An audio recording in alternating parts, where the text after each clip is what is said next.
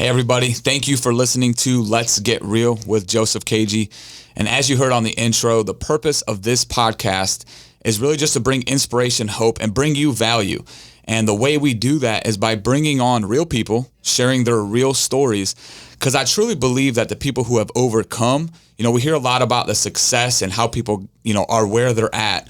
But it's how they got there to that success. The failures are things they learned. And we want to use those stories and bring it to you so we can inspire and share that. And today, man, I'm so fired up because I'm actually got one of my best friends on here, somebody who I call a brother. Many of you who know me know that I do have a business. Right now, we're in about our fourth year of business.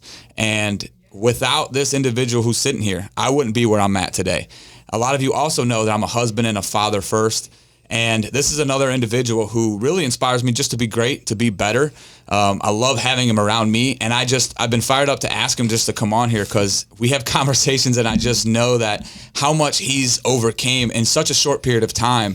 It's a great example. I know there's so much he's going to share. So I'm going to stop talking. What's up, Nick? Hey, man, what's going on? It's a pleasure to be here. Thanks for having me on, man. I know that a lot of the story we're going to cover today, already, but we're excited to share it with the audience, man. Hopefully help some people and have a great time. Yeah, and that's what's crazy because normally it's different because I don't know a lot of the stories. Yeah. And I've walked with you in this story, which is why I wanted you to come on here because we've known each other now, what? It's been 4 years. Yeah, probably 4 years. And there's been ups, downs. We've both been doing it together, but you've persevered through some stuff. I know a little bit about your background. I'm hoping today I learn even some more. Let's kind of just get started about who's Nick, where's he at now, and then tell us a little bit about your background. Yeah, man. I'll get right into it. So I grew up in a town. It's a beach town, Sarasota, Florida. I grew up to a single mother household. So one mother, one brother. Not really a dad much in the picture. But I never really thought about that growing up, right? Because my mom was able to provide enough love that it felt like I had both parents. Wow. Growing up, I loved playing sports. I excelled at football in like 3rd, 4th grade. And then there was some mental battles growing up that prevented me from getting to the next level in sports. And I think that helped me as I got older because I knew what those blocks were and I didn't want to relive that because I had so much regret. What do you mean by, so you said mental battles? For example, I was really good at football, right? As a younger age.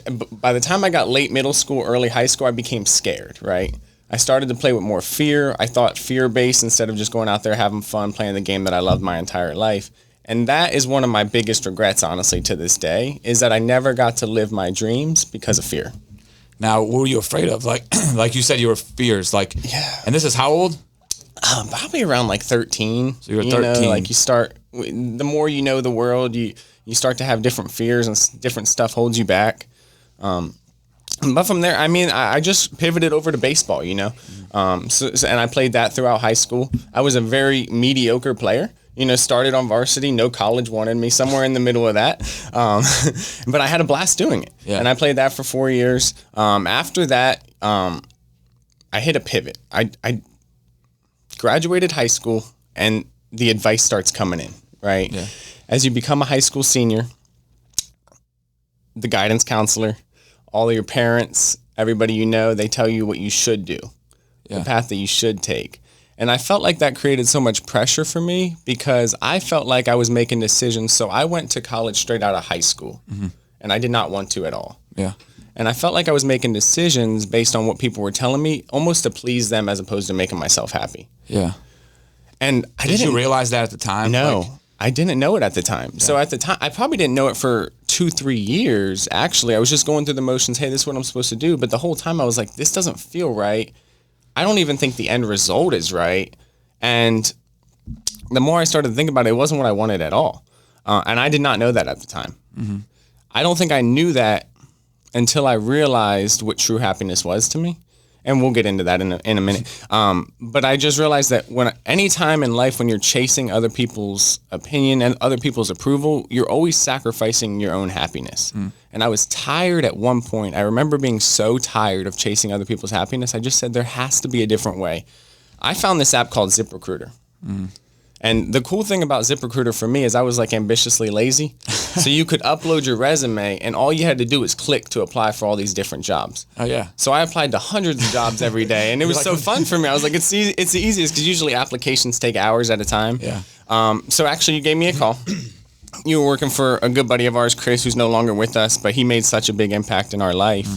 And at the time, you presented an opportunity. We talked for probably 30 minutes, and I don't think any of it was actually about what was being sold. Yeah. Do you remember that? I do, 100%. It was more about the current situation we were in. We related a lot. I know you spent a little bit of time in Orlando, and we talked a little bit about that. But as we got into it, we realized you gave me an opportunity. Yeah. You said, come to Jacksonville for a meeting and try it. And I thought, this is really weird because I applied for all these places and nobody really was that highly recruited on a college dropout. Believe it or not. Like they didn't, not a lot of. So at this time you dropped out of college already, right? No, I was in school. Yeah, you were I was in school. Let's bring it back. Yeah. So prior to the meeting. Yeah. Yep. So one day I got home from school. I think the meeting was on a Monday and we drove. I had fears, right? Because here's what it was. It sounded like an opportunity that was too good to be true. And I almost talked myself out of it multiple times. I remember we had a time booked to follow up. Yeah. And I was at GNC sampling some amino acids. And you called me and I was like, I can't answer this call. But for some reason, I was just like, let me go outside and answer it. And when I answered, it was the day that I think we connected, signed up for licensing. It was the follow-up. Yeah. And then I got on a Zoom call that same day with no shirt on. Right. I remember that. Yeah. So let's do this. So right now you're in college. Where are you working at? I think it was Outback. Oh, I was working at Kona Grill. Oh, Kona Grill. Kona Grill, yeah. It was a sushi bar. No longer in business at the one in Winter Park, Orlando, in case you want to go. So how old are you now? You're 18? 19, 20 range? I think 19. So you're 19 years old. You're on a path of like, okay, I'm taking this path, but I don't know if it's what I want. And this random dude, which was, I know it was me, right? But you said we had a conversation do you remember that conversation? I do. I don't. But all I remember was as we were talking, you were saying, I'm just looking for something. Yeah. You know what I mean? I'm looking for something different. But then you just said you had fears. And you also talked about you had fears when you were playing football, which was a regret. Yeah. And now you're facing similar situation, a little bit of fears, but this time you took action. What do you think was different? Like what made you say, because what's crazy is whether people know or not, I'm calling you. You don't know who I am. What we were talking about, we were selling insurance, right? And I was like, come on, bro, come over here. We got leads. We're making money, $500 a pop. We're going to change the world, man. We're going to freedom. It was just like, I remember I was just like, people know me. I'm high energy. And some random guy calls you. We talk for 30 minutes. You make a decision to show up, drive 2 hours to show up. Why would you make, like most people be like, dude, I don't got time for this. What made you take that step? I didn't like where I was at. And I think a lot of people are in current situations that they don't like where they're at all, but they make it like they can't leave, right? There's so many different options. There's so many different ways. And a lot of times when we look at change in our life, we look at it from this 1,000 point of view, like real zoomed out, like it's this big change. And really it's just one decision. Yeah. So instead of talking myself out of it, instead of running, letting anxiety take over, I just went. And I said, let me hear him out. I don't like where I'm at. I don't like where I'm going. I don't like the current trajectory. I don't like what my parents told me to do. I don't like what the guidance counselor to do. I don't want to be like any of them. Yeah. I wanted to be a businessman. And this felt like my opening into it. So I figured if I don't take a shot now, when will I? Yeah. Wow. So did you ever ask, so you were saying you were taking advice from people to go the college route. So obviously you were reaching out to people for advice. Did you ask anybody for advice at that time? I don't think I've ever asked you that, but did you ever tell anybody like, hey, I just got this opportunity in Jacksonville, Florida, and I'm showing up on Monday night? Yeah. Oh yeah. Everybody was against it. Yeah. Everybody was against it. Everybody knew too much, right? They, and I think it was out of love, right? Family doesn't want to see you get hurt. They don't want to see you work too hard. They don't want to see you go through trials and tribulations. But the reality is we need to in life. We need to get those experiences to get to the next level. And honestly, in that case, I don't even know logically what made me do it. I just know emotionally, spiritually, whatever it was, I was called to go. Yeah. And I'm thankful that I did because it changed my life ever since. Yeah. And I mean, I remember we used to recruit so many people, and I was telling Chris at the time, like you said, he's no longer with us. Chris was like a mentor of ours, one of our first mentors. And I was like, this dude was like sounded so fired up. He said he was going to come. And then I was like, hey, there's a Zoom call, like you said, and you show up on this training call. He's got no shirt on, no idea what this is. And I remember when we talked, you were like, dude, I don't even know what this is. Yeah. And you just hopped on. Yeah. No idea what Zoom was. This is way pre-COVID. Yeah. Yeah. And what's crazy is you haven't changed from being that guy, by the way. Like, you're still that guy who's like, I see an opportunity, let's go. Yeah. Like, I'm not going to think about it. It might take 5 minutes to think about it, but if it sounds good, let me see. At least I'll know. And then you showed up Monday night. Now, take us on that journey of how long were you in the insurance? Obviously, right now, you're not in the insurance business. But tell us a little bit about that, what you learned. Because this is a decision. A lot of people, when they make decisions, they have their fears, right? They're scared. There's the what if it doesn't work? Yeah. What if I don't make money? What if everything they told me wasn't true? Which me and you both know, all those came true. Yeah. All the what ifs people probably told us that this is not going to work out. You guys are living a false dream. They were right. Yeah. But we learned so much from it. Yeah. Take us to that journey. You show up Monday night. Take us through that journey of insurance. How long did you work there? Tell us a little bit about that. Yeah, so insurance is kind of when I got my start into the self-development realm, which I think that is just life-changing, something everybody should do.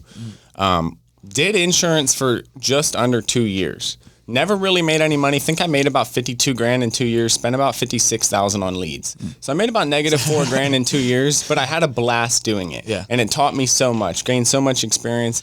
And I always tell people this, although it was a negative ROI at the time, it built my skill set to the point where I was able to create a capacity to produce more income as well in the future. So a lot of times people look at it and say, oh my God, you wasted 2 years of your life and spent 4,000, for example, right? But people will spend 4 years of their life and spend 100 grand in college and have no skills when they get out. Yeah.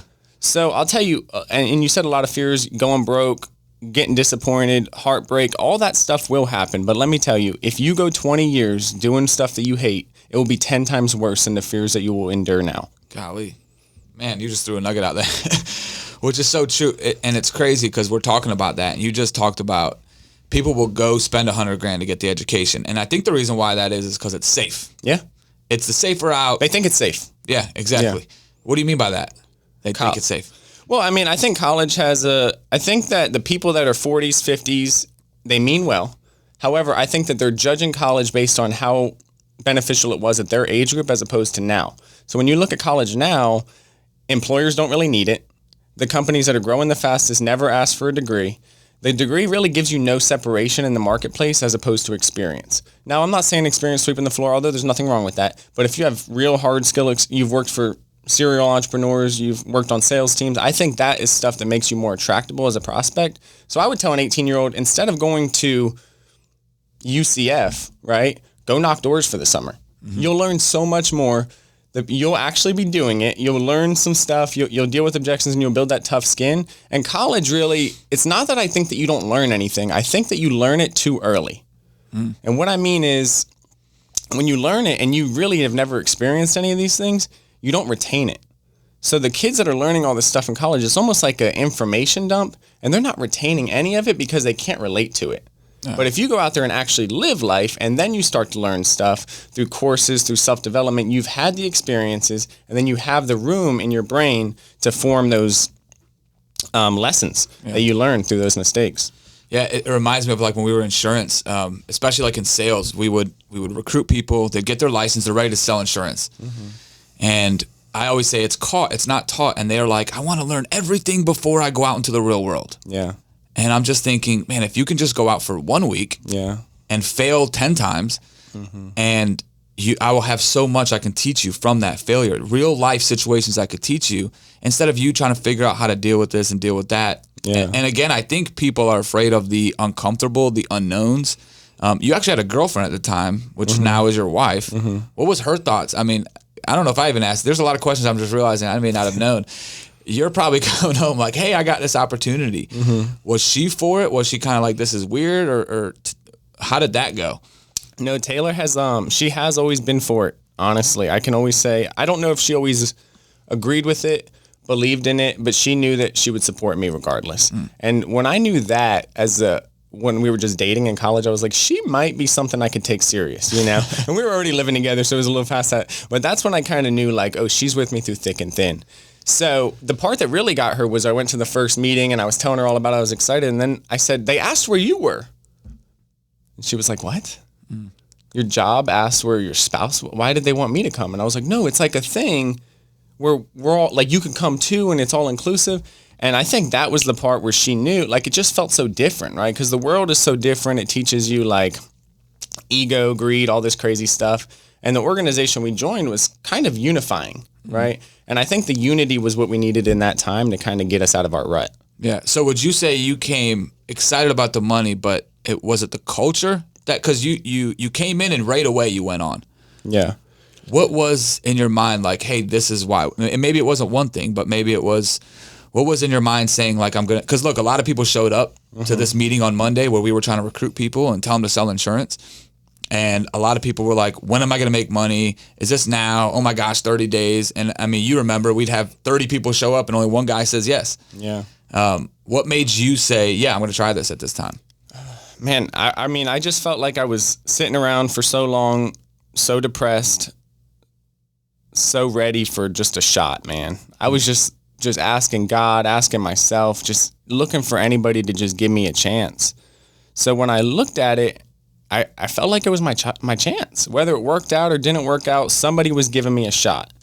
Now, overall, it didn't work out. However, built some great relationships doing it, learned some great skills.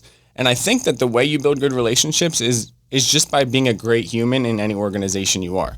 People, when you're a great human and you contribute, I don't think that you'll ever get booted out of an organization. Yeah. And even without the, like, you know, one thing you've done really well as I've watched you is you've always stayed true to who you are. And I think in the process, I mean, you're still at a young age. You know, you're 23 right now, right? 23 years old, so you're still really young. But watching you from 19 to 23, one thing I've always saw that you've done is, like, when you came into the Alliance, there was a lot of different people, a lot of different, you know, energies, different people who believe different things. They were doing things this way, they were doing things this way, and you were always trying to find your way. Yeah. I mean, a lot of young people nowadays are trying to become something other than themselves. Why do you think you never, because you never succumbed. I don't know whether you realize that or not. Anybody's ever told you that?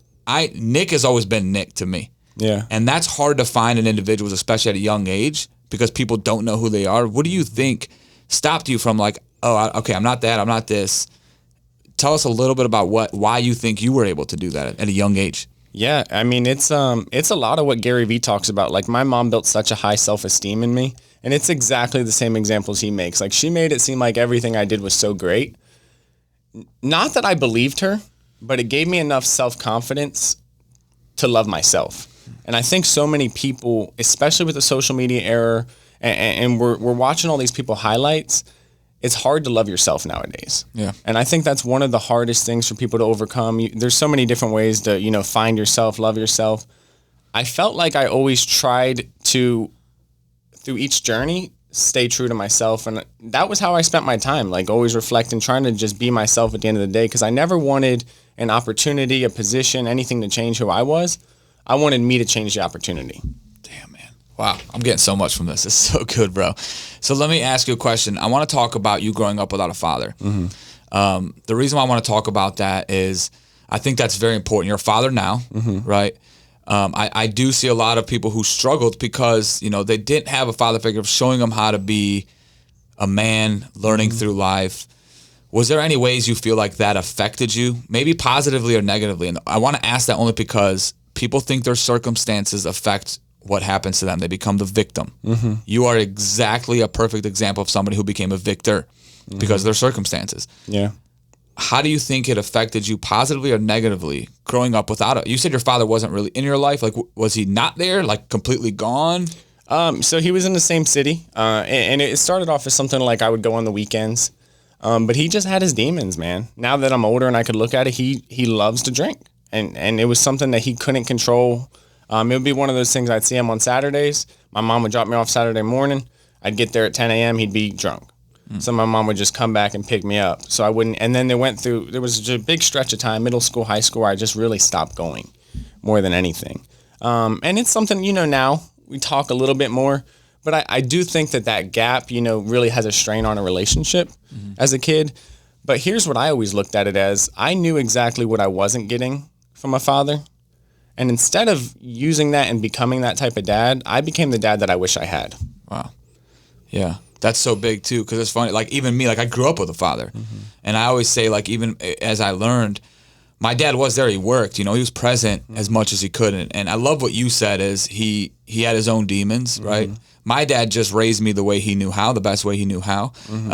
And I look at like, hey, there's some good things, qualities and that helps me to become who I want to become as a father. Did you ever feel like, did you ever have anger towards him, or did you deal with that? How did you do? Because you just said now there was a gap. Like right now, do you forgive him for not being there? Yes. You do? And was there ever a point in your life you didn't? Like you were angry? The only times in life when I didn't forgive him was when I had the least amount of self-love.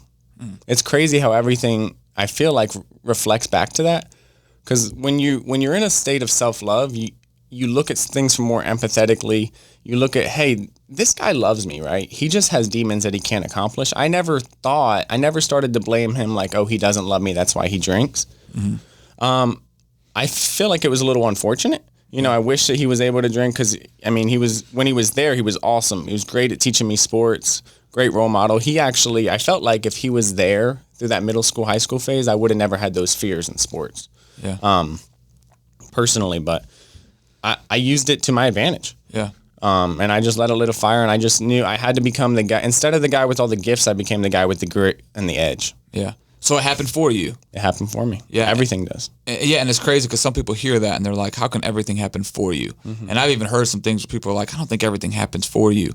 And I look back at, you just said, it taught me how to have grit. It taught me how to have like self-love. Yeah. Because I think a lot of times, especially at such a young age, like I still look at you and like, you're still young. I'm still young, right? Yeah. But like at an age of 13 or at the age of 18 years old, and you're having this opportunity and you're finding out how to figure out how to love yourself first. Yeah. I think a lot of times people will have a victim mentality of like, well, he never loved me, so I can't love myself. And now they're looking for the world to tell them who they are, so they change. They're not authentic to themselves. Yeah. What are your thoughts on that?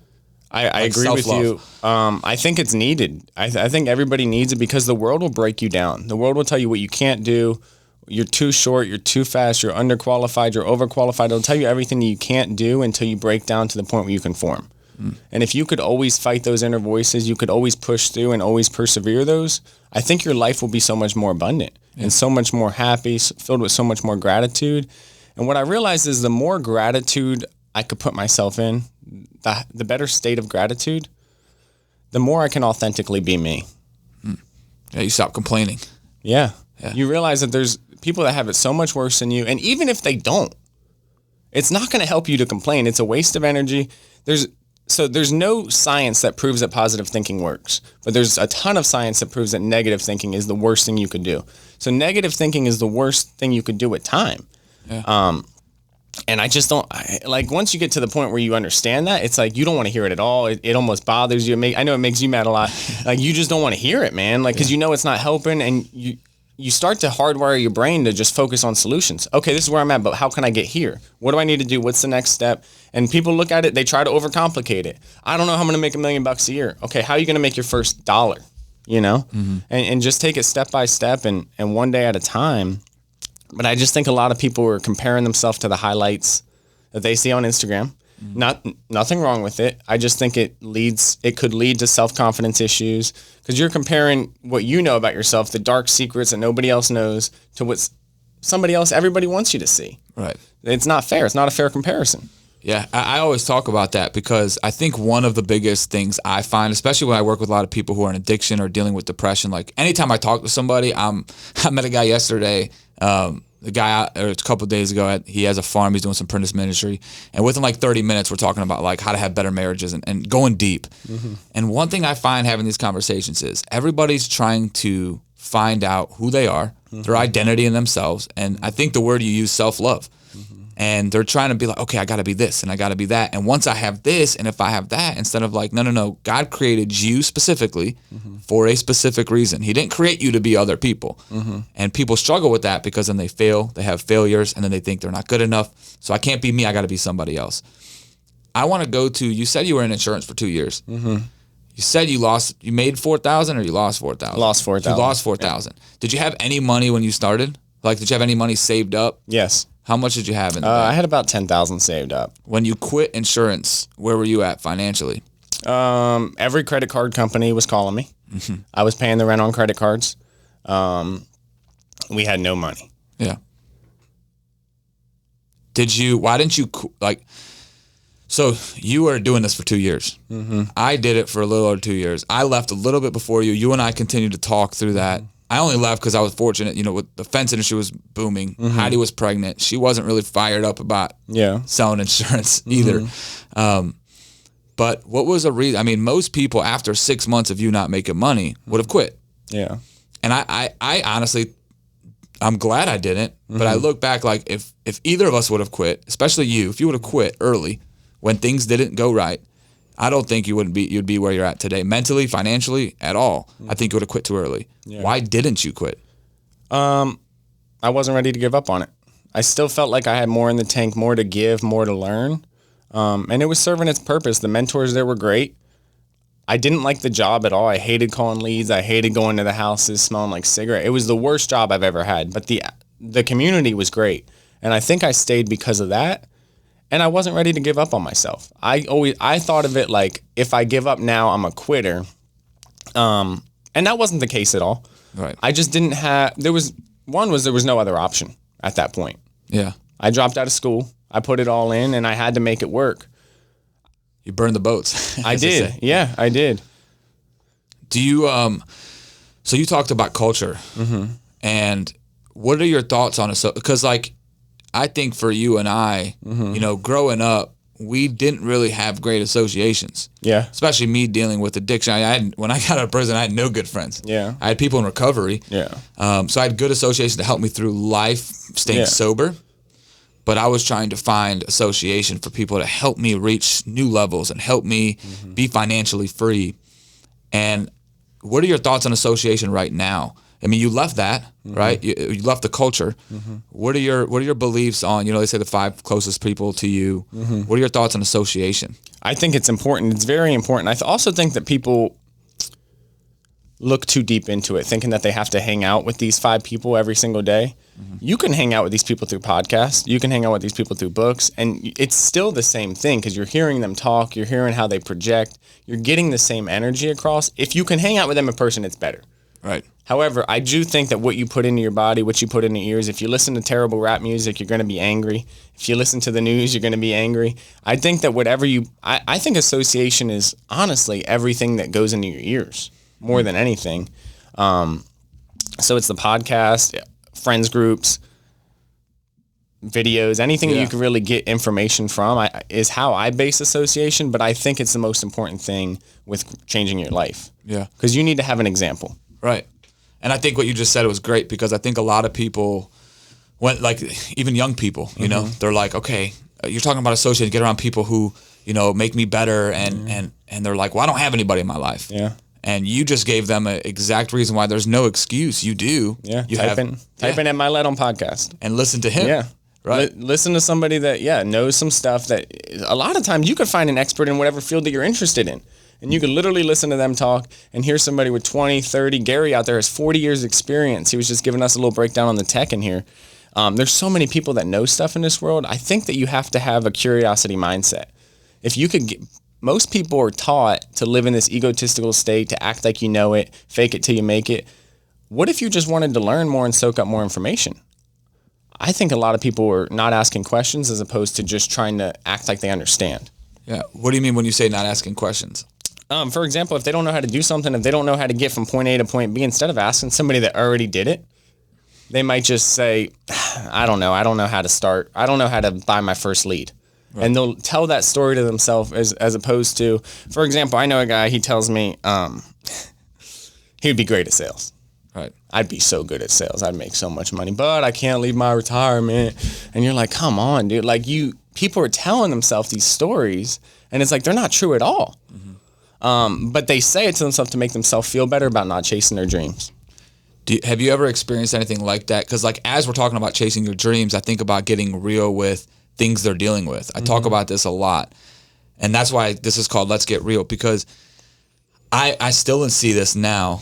like where people are just trying to put this persona that everything is okay, that they're, oh yeah, everything's great. They don't want to be honest. Have you ever dealt with like not being that way?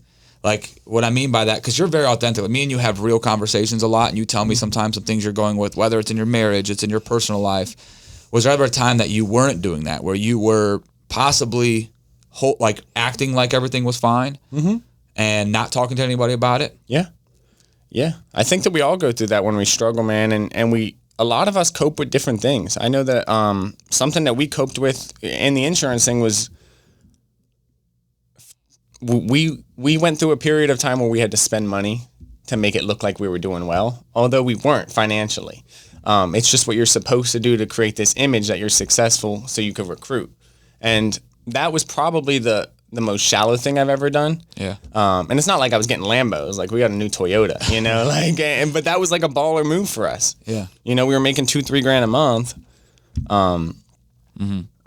net or gross. And then our expenses were $3-4 grand a month. Right. So it was like, we were always in that trap. And we realized one day, we were like, we're just keeping up with the Joneses. We have to have a new car. We have to have a nice place. We have to have these cool memberships. We have to go spend money at TJ Maxx. It's like, all this stuff is dumb. Yeah. Like, it doesn't make you happy. It actually, I think material possessions have the opposite effect. Because what I realized is they create a short-term happiness, and for me, they don't even anymore. They used to create this short-term burst of like 30 minutes of joy, and then you almost feel like this guilt in your stomach, like, and you almost want to do anything to get rid of that purchase. A lot of times people feel that way with cars. They buy this car and it's awesome. They love the way it smells. They spend 60 grand on it. 2-3 months later, the car, it doesn't have the same feeling. They just wish they had the freedom of not having to work for that car note. Oh, wow. So do you think people are not, because like I love what you just talked about, because I remember those times when we would like go on stage and we'd be hosting the meeting and we're talking about our sales and everybody's like, man, you guys are doing so great. So we're getting the outside affirmation. Yes. And I know for me, when I first started being very authentic, I needed that. Yeah. I remember thinking like, why is nobody telling me? Like, I remember I was recruiting. I was like, why ain't I teaching recruiting? Yeah. And I wanted outside validation. Yeah. And then I got it. I started getting it. And then I was like, okay, I started to reflect and realize, okay, y'all think I'm doing good. Yeah. But I'm really not. And I'm glad that happened for both of us, because I think now we're like, I don't care how our outside looks. I just want to know we're doing okay. Do you think people nowadays are still living in that? Because you just talked about buying stuff and materialistic. And I think a lot of people want to look successful instead of be successful. And I don't even know what my answer would be, but I'd be curious to see what yours is why do you think they want to look successful instead of be? Like, actually have success, what's to them? Why is everybody looking for this? I want to look successful. I want the Lambos. I want to have this. What's your thoughts on that? I think the funniest thing is over the years is how we've turned the word success into rich. And that's not what success is at all. And I think that social media is a big culprit of this, but it seems like a lot of people judge success based on how much material possessions you have. And the reality is, I think success is how full your heart is, how healthy your family is, and just how much you love life on a day-to-day basis. Now, the reason that I think people buy material possessions to get that happiness is they're not happy with themselves and they're still seeking that outside validation. So they know, hey, if Karen at work knows that I got this new Escalade, she's going to respect me. My mother-in-law is going to like me more if I pull up in a nice car. If I wear this nice suit, people are going to think I have money. And the reality is all that stuff is a pump fake. And you were talking about teaching on stage. We would be up there, and I used to think it was so cool. And I think that was a trap. Because when you're getting false validation, you're getting this false affirmation, and you're not actually creating any value. You're not creating any income. You're not really creating anything. It becomes a placebo. And you fall into that effect and you think you're doing well, so you slow down and you end up really falling into dark paths. Yeah. Whether it's becoming lazy and not doing the work, falling into substance abuse. There's so many different ways you can do it when people just keep boosting your ego up when you're doing nothing. What would you tell somebody? So let's say somebody's listening right now and they feel like, I'm in this trap, man. I'm listening to Nick talk about this stuff and he's talking about this self-love and like, I just bought a new watch and I bought it on a credit card. Or people think I'm successful and people are like glorifying me, but inside I'm unhappy. What would you tell that person right now? You got to know what makes you happy. Because I've been there. I've been the guy that wanted to be, I worked at a restaurant waiting tables and I idolized the guy on the other side of the table. You know, I worked retail, and I idolized the guy on the other side of the counter. Like, I always had somebody that I idolized due to how they looked. So a lot of people take that into their adulthood, and they think that's what they need to do to get validation. If you dig deep within and you realize you're not happy, how can you get out of it? I think you start to think neutrally instead of positive or negative, and start to break down the steps of what you need to do to get out of that situation. So if you know your bills are too high, what are some immediate bills you can cut out? What if it's your job that you hate, how can you replace that job? And I just think people overcomplicate it. Yeah. Because it's not easy. Right. But happiness is never easy, but it's the most fulfilling thing you could ever chase. Yeah. And what I would add to that too is, like, you know, I think once you start getting to this place where you're like, look, I don't care. Like, because there's some people I know right now, they drive nice stuff, they have nice things, and they're looked at and they're glorified. But I know inside there's something going on. Yeah. And I think if they could throw away that thought, like, you know what? I don't care about what anybody says. Yeah. I don't care if somebody says, that dude ain't driving this car no more. He just bought a cheaper car. That dude just sold his house and he's renting. That dude he ain't going out no more on vacations. I don't see him posting. When you get to a place where you're like, I don't give a dang what anybody says about me. I just want to love myself. That's when it starts to happen. Like, that's when it happened for me. I was an addict, and I'll never forget it. When I got out of prison, I come from a culture where my family wants people to think I'm good, look good. Doctors, lawyers. That's right. Yeah. When I got out, I remember going to my family's church, and my dad said, hey, when you get there, when people ask you where you were, tell them you were in Michigan. I was in prison for 3 years. And my dad was telling people, hey, tell them you were in Michigan. And it was because, and this is not to say anything bad about why, now I understand why my dad does it. Because in his culture, he was raised to say, it's better just not to say it. Just say something else so you don't have to explain the story. And I started to do that for like a month. Yeah, I was in Michigan going to college, and people were like, man, it's good of you. Wow. But I remember feeling like, I feel like I felt when I was high. I feel like I felt when I would walk into a grocery store with no money, trying to steal a candy bar because I'm hungry, and I'm on drugs. I'm so unhappy. And I felt the exact same way not being my authentic self as I felt as being at my bottom as a drug addict. And at that moment, I said, I can't do this anymore because my happiness was almost at mercy to you loving me. Yeah. What if you don't love me? That's fine. I need to love myself first. I need to learn how to love myself first. Let's go to, man, I wish we could talk for like 2 hours. So much good stuff. So you went to insurance, and, you know, whether people know or not, I don't think we even mentioned it right now. So Top Fence does about $4 million in sales. Yeah. 4 years, $4 million. Yeah. And you're responsible for about like 3.98 of it. The other is probably just because like somebody called me and wanted to, and right now you're in a good financial situation. I want to talk briefly about when you were broke. And making that switch. First off, how broke were you? Like, you said you were broke, and then you joined. I think me and you were talking, and I was kind of like just in your ear, like, bro, get out of there, get out of there, get out of there. Yeah. What financial position were you in at that moment when you left and said, okay, I realize this is not my purpose anymore. It's not serving its purpose. You stayed for 2 years, not for the money as much, but it stopped serving its purpose. Yeah. Where were you financially in that moment? I had no other options. There was no more credit cards to use. The rent was due. Couldn't put it on a card. Didn't have savings. Had nothing to pay it for. Had to start selling my stuff. I think I started selling my shoes, selling my watches. You almost have to do whatever you can to keep the lights on at that point. That's when I started to feel like, maybe I put in enough time to realize this might not be for me, right? I didn't enjoy the day-to-day. It was something I had to fake, you know? The day-to-day was absolutely terrible. I hated dialing leads. Like, I tell Taylor this all the time, because the money in insurance is portrayed to be so great, and it can be. But the process of it, I hated so much. I was like, I can never go back because it would just be about the money. So I in that current state, you ask, dude, I think rent was due in like 16 days, and I had no money. So I didn't have any leads. I didn't have any money. I had no other ways. My customers were canceling. So I had all this negative debt with the carriers. I needed something else. So I just said, hey, can I work putting up fence?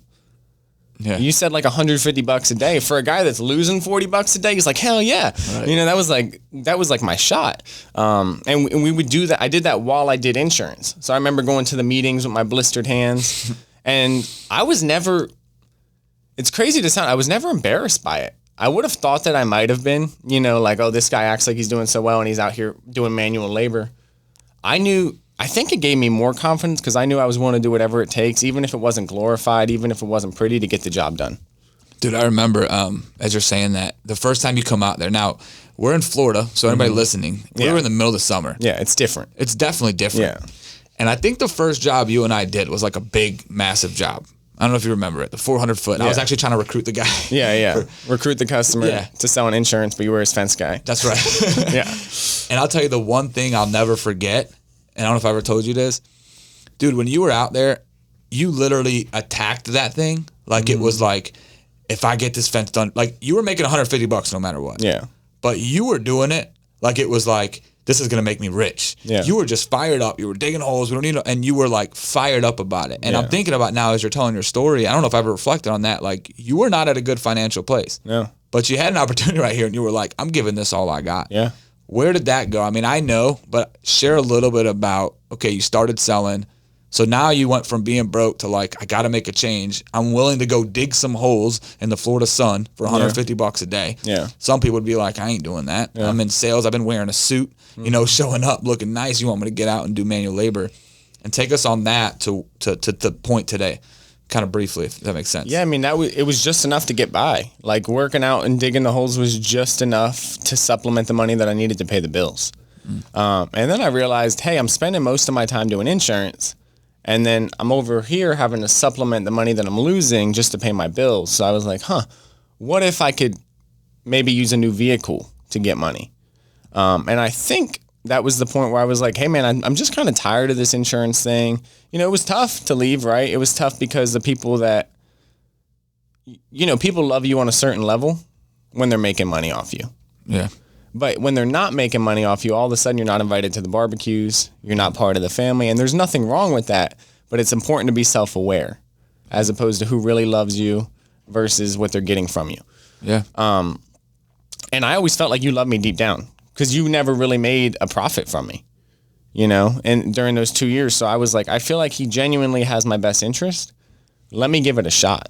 Yeah. And what's crazy as you're saying that now, like, dude, for 2 years, whether people know, like, this was our family. Yeah. I mean, we would say, like, this is our family. I mean, they taught us a lot. They definitely loved us. I never would have thought, like, if I did something different, that it was nothing.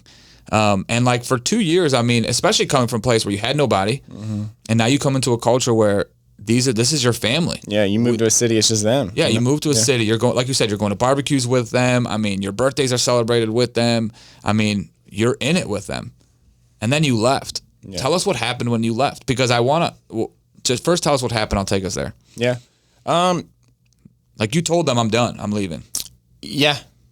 Yeah. It wasn't working, man. It was one of those things where I felt like my numbers weren't bad. You know, like I was selling $120,000, $130,000 worth of insurance, which most agents, you know, should be making $100,000 a year. But with the commission I was at, I was bringing in like $26,000.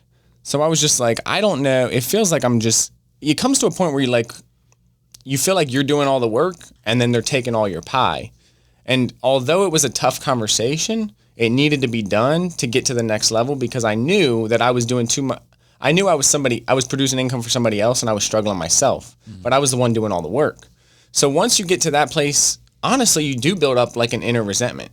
Yeah. You start to feel like, man, these guys are stealing from me. These guys are robbing from me. And now that I reflect on it, that's not the case at all. These are good people. They're just trying to do their thing. That's what they do. They're awesome people. I have nothing against these guys. They helped me a ton. But I'm thankful that I left. Yeah. Because it opened a new door.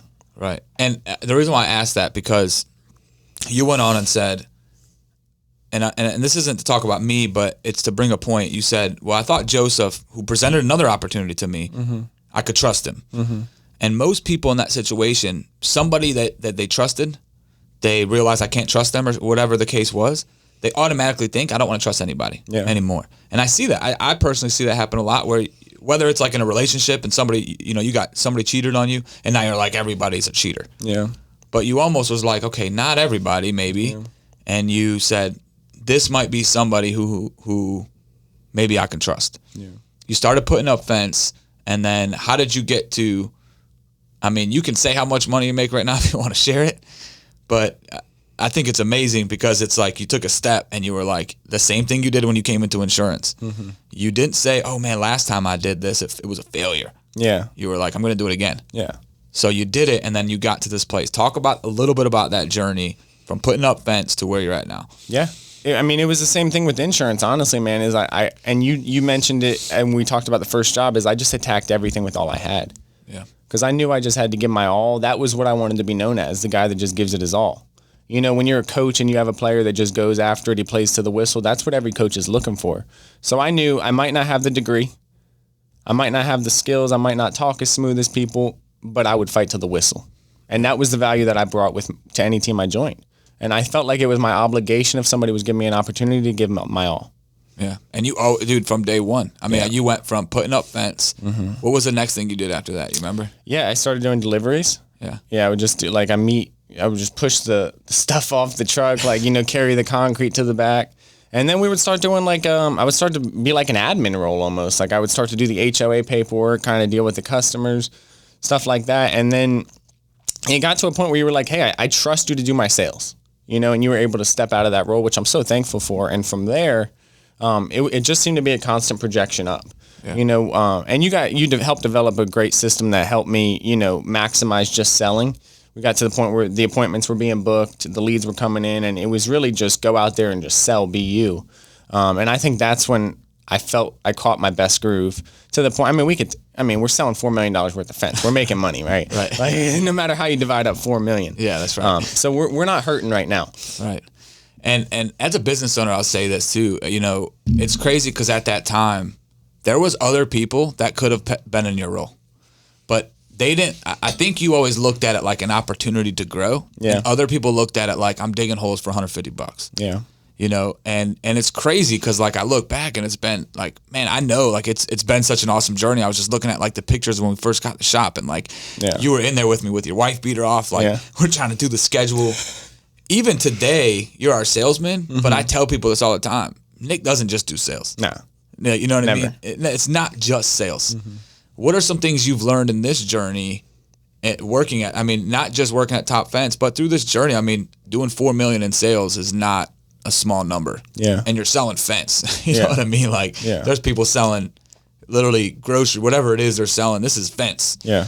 What are some things you've developed, you've learned about yourself? I've watched you grow in the past 2 years. I feel like honored to watch you grow. Mm-hmm. Can you share with us some of the things that you've learned along this journey about yourself? Yeah, man. And a lot of it I forget, Of course. Like you're in the moment and you don't really think about it in the moment. I've learned that I'll just keep going. Yeah. I think that's my biggest thing. I've learned that I'll never do anything disloyal. I've always known like, hey, biting the hand to get one step ahead is always going to bring you 10 steps back. And I've always learned to like, just do it the right way. So do things the right way, work hard, be nice to people, be a great teammate. Like it sounds so cliche, so corny, but it's like so important nowadays because there's so many people hating on their coworkers, hating on their manager, blaming others, blaming outside circumstance. If you could be some sort of positivity on a team to just bring the energy up, I think it's so valuable and people don't even know like how much them being in a positive mood could affect them tomorrow. Sally that works in an office could come in tomorrow and give somebody a compliment and make their day. Right. People could change the way that they could change their value on a team instantly. They really just have to change what they're putting in, man. People don't want to put nothing in and they want to get everything out. They make no deposits. They just want to keep withdrawing from companies and it's never going to work. Right.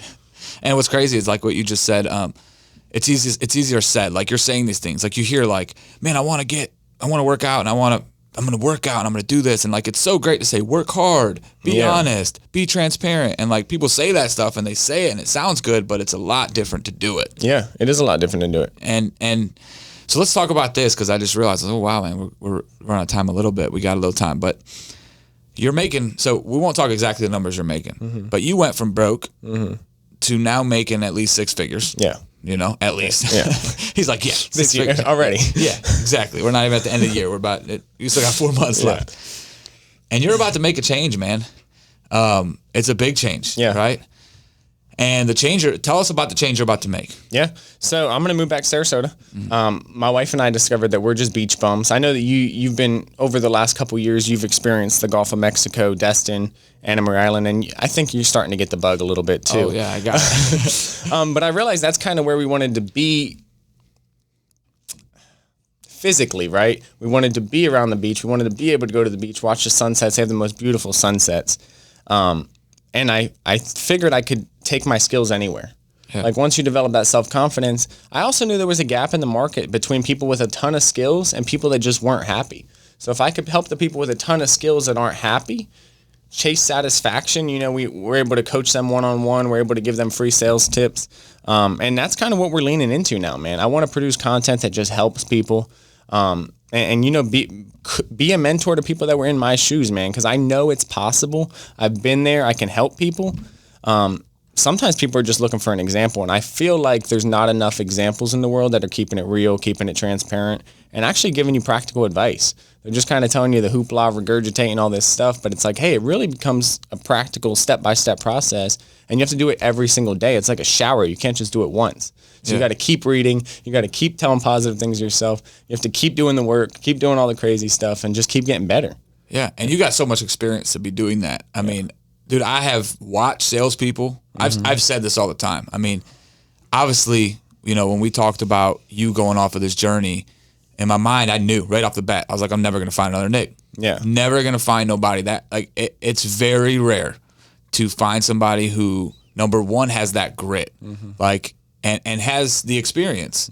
I mean, we just said, you've sold over $4 million in fence, but you've also went through 2 years of selling insurance, which was a bunch of failures. Like, I don't think I know every situation. It's funny, like you and I are talking and you're in a sales position and you got a customer and like in your mind, it's like a fight. It's like, I've been here before. Yeah. I know what to do here.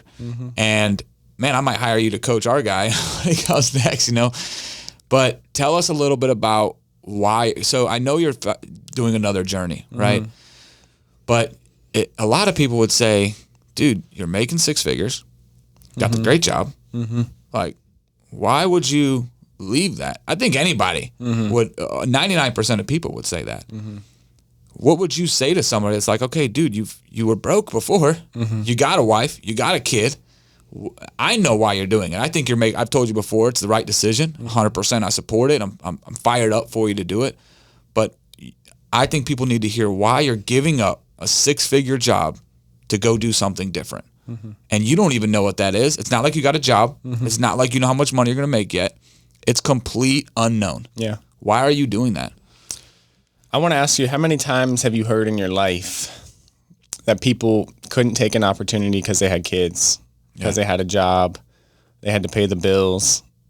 That's just not realistic right now.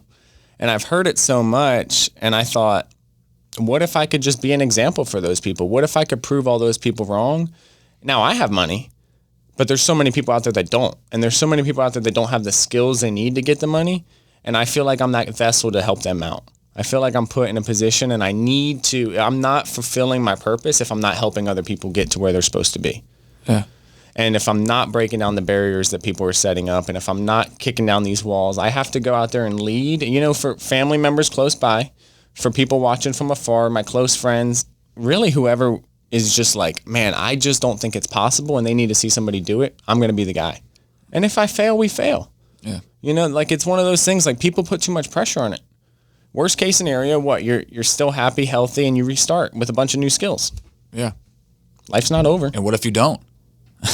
That's the only thing I always say is, like, people are like, well, what if I remember when I started my fence company, Heidi was pregnant with Elena. We had it's not like we had money in the bank. It was just, I'm going to go do this. And I've been putting up fence for 6 months. At the time, it's funny, it sounds, I didn't know how to build a gate. True story, I had no idea how to build somebody's gate. Hopefully my customers aren't hearing. If you need some warranty, we'll take care of it. And everybody said, dude, you're crazy. You got a wife and kids. Stop just keep your job. And all I needed to hear was my wife say, babe, one thing I know about you, just go try it. Yeah. You can always go get another job. And everybody always said, what if you fail? And I'm like, what if I don't? That's my response. And what if I don't? So what is it you want, your goal now? What is your mission now? Yeah. Like, you just said, I want to help people. How are you looking to help them? Is it just tell us how you want to help people now. Now, I do think that financially helps people a lot of ways. If we could teach people skills to make them money, I think it's easier to kind of have that weight lifted off your shoulder for you to actually start thinking and start going through some steps of self-love. So I want to teach people practical sales skills, but I also want to help them, obtain happiness outside of just the money, and obtain happiness in the competition. Because there comes a point where if you're good at sales, you're not going to need money.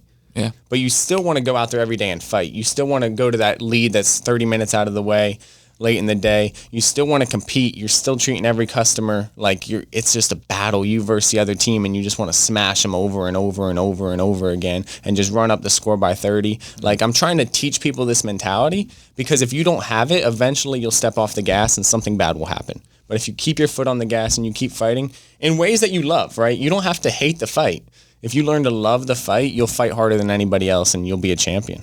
And how do you think they fight? How do you think they get that grit? Like, I mean, it's you do it well. Mm-hmm. And what, because I mean, through the grit and you're fighting, sometimes you get knocked down. There's failures. There's this, there's that. What are ways you're going to help people that you've done in those moments of like, how do I become that fighter, Nick? Yeah, you got to be mentally strong, man. You got to talk to yourself. When you're in the moment, it sounds so corny, but when you're doing something hard, you just have to talk to yourself a little bit. Hey, I know nobody else is doing this. Mm-hmm. Hey, I'm going to go do this because I know my competitor isn't. Hey, I'm going to go do this because I know I don't have to, but it's going to make me better. And when you start to do the things that are hard and you start to just keep the promises to yourself, your confidence skyrockets to the roof. And once you get to that point, you can't even tame your confidence. Like, it just becomes out of control. Which is, I think, the best place to be in. Yeah. Because I think confidence with competence is the best place to be, but confidence with no competence becomes ego.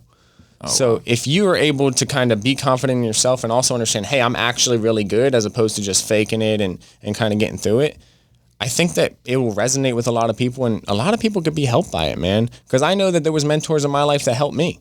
Yeah. And it changed my life so much, so drastically, and so fast. You being one of them, and it's just like insane, man. And I'm just like, if you would have listened to the people that told you not to do it, there would have been no me. Oh wow! So if I would have listened to the people that's crazy that tell me not to do it, who's a star that just needs to be let out right now? That just needs the opportunity. I just remember being in that position where I was like, somebody give me a shot. Yeah. And I want to give more people a shot. Man, dude, what you just said was so impactful, because it makes me think about the impact one person can make. Yeah. Seriously, the impact one person can make. Because it's like even when you said, if there was no me and I listened to people, and then I was like, well, what if the person before me, and it's just a snowball effect. So is this going to be are you going to be coaching people? Yeah. What type of coaching? Because I tell you right now, if there's anybody that could do this that really does provide value, it's 100% you. Yeah. Because I think a lot of times, especially in the coaching space, a lot of people are just coaching off of information. Yeah. And a lot of people, of course, you're getting paid to do it, but you're leaving a 6-figure job. Yeah. To do this. Yeah. And it's not because you need the money. You can stay here. Yeah. And make multiple 6 figures. It's not just people hearing 6 figures, it's multiple 6 figures. And it could grow even more than that as we're growing. But you're leaving that on the table to do this because it's your passion. Yeah. That's somebody needs to be coached by. Yeah. Is this going to be a sales coaching? Is it going to be I think sales is a way to definitely help people financially. And then I think there's back end stuff that, people are going to deal with mentally, and we're going to help them through that as well. We're going to have different guests on, you being one. I just put you into my program without asking. But yeah, we'll have a course launching this summer, and that'll be something accessible for everybody. I know a lot of people are paying thousands of dollars for a summer class. We'll sell it for $97, right. And it'll teach people how to make $100,000 their first year in business or in sales.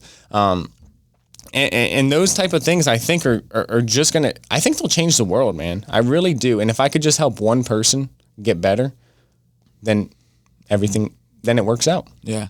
Dude, holy cow, man. All right, so I got to ask, man, I want to talk to you for another hour, but we'll talk off the camera, of course, man. And honestly, people that are listening to this, I mean, as you're hearing his story, I want you to think about the things that he's talking about, whether you got to replay this or not. Of course, we're going to re-listen to it, but the reason why I bring people on here, because this is not just stuff we're reading from books. Yes, we read books, but man, you lived it. You went through being broke, making money, finding the money is not happiness. You went through so much that's what people need to learn from. Yeah. That's the coach people need. Like, you don't want a basketball coach who never played basketball. Yeah. You know what I mean? You don't want a life coach who's never been through life. Yeah. Right? Yeah. The closing question I want to ask is, like, from your story, what would you say the biggest takeaway that you would want the listeners to take from it?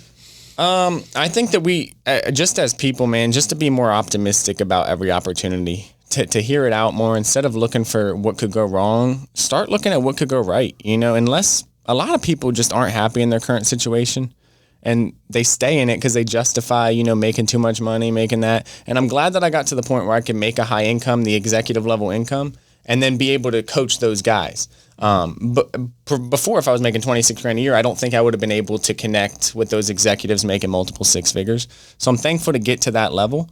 But I would say be open to every opportunity. Don't be afraid to invest in yourself. Like, people make it seem so bad to spend $20 to learn something, but they'll go spend $20 at the club. Yeah. They'll spend $40 on some bourbon. And it's like, dude, you have to just change your life for 6 months. Just do completely different stuff. Read, work out, drink more water. And it sounds so cliche, but I promise you your life would change. Yeah. That's so massive. It's the small things. Like, it's a small adjustment. It's the small things that add up every day. It's like a shower. People, it's crazy. People think, like, man, it's this massive thing I got to change. And I'm just like, hey, if you can just change one thing, like, just change one thing and realize, oh my gosh, okay, that one thing helped. And now change another thing. So you just talked about your sales stuff, and you've been putting out some really good content, man, that, like, I've re-listened to. It's funny because, like, my son Ryan, he's just went to Dallas to sell solar, and I sent him, like, your Instagram. I was like, hey, bro, I need you to start watching this guy's stuff. Where can people find you, just to kind of get that? Because you're putting it out there right now, you're putting real life stuff. Yeah. Like, I love what you put out there. Where can people find you to get in touch with you? Yeah, and on Instagram, it's Real Nick Griffin. That'll lead you the way for all the other platforms. And feel free to DM me on there. Ask me any different questions. Any way I can help. Yeah. I'm here to just kind of support this audience. Joseph's done a lot for me, and any way I could help his audience, I'm here. Yeah. Well, dude, you've helped us today. You've definitely helped me. You brought me some goosebumps, man. So, and I'll have his links to all his, like, Instagram, his TikTok, all his stuff on the podcast bio. So, guys, thank you so much for tuning in. I'm really hoping you had to get something from that. Hopefully you took some notes, maybe rewatch this. It was a lot of good stuff that I think anybody, whether you're dealing with real life situations, whether you're in the situation, you're getting out of the situation, I believe there's something today that helped hopefully one person. If it did, share it with somebody that you think it can help. And this is, again, the podcast is not, the promotion is so people can hear it to get the value. So share it with somebody that you think will get some value from it. And again, thanks for letting us share.